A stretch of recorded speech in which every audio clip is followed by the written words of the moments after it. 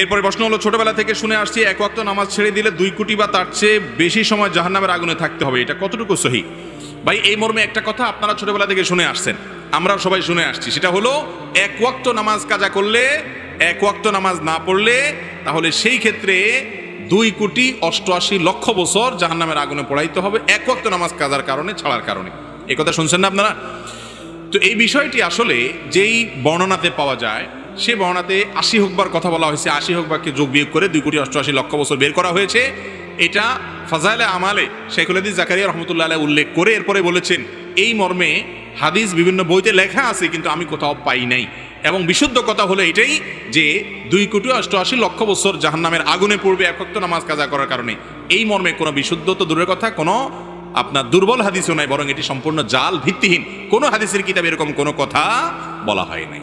তবে এর মানে এই না যে তাহলে তো নামাজ না পড়লেও চলবে, ব্যাপারটা সেরকম না। নামাজ না পড়লে জাহান্নামে অবশ্যই যেতে হবে, তবে সংখ্যাটা কি হবে, এর বেশিও হতে পারে, এর কমও হতে পারে। আযাবের সংখ্যাটা এরকম ফিক্স যে সংখ্যা এখানে বলা আছে এরকমটি হাদিসে বর্ণিত হয় নাই, এর চেয়ে বেশিও হতে পারে, কমও হতে পারে। জাহান্নামে যাওয়ার মৌলিক একটা কারণ হলো নামাজ ত্যাগ করা।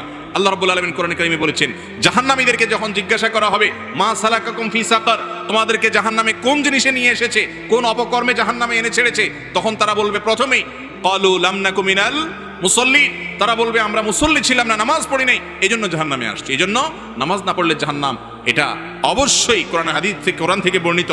কিন্তু তার মানে 2,88,00,000 বছরের বিষয়টি হাদিস দ্বারা প্রমাণিত নয়।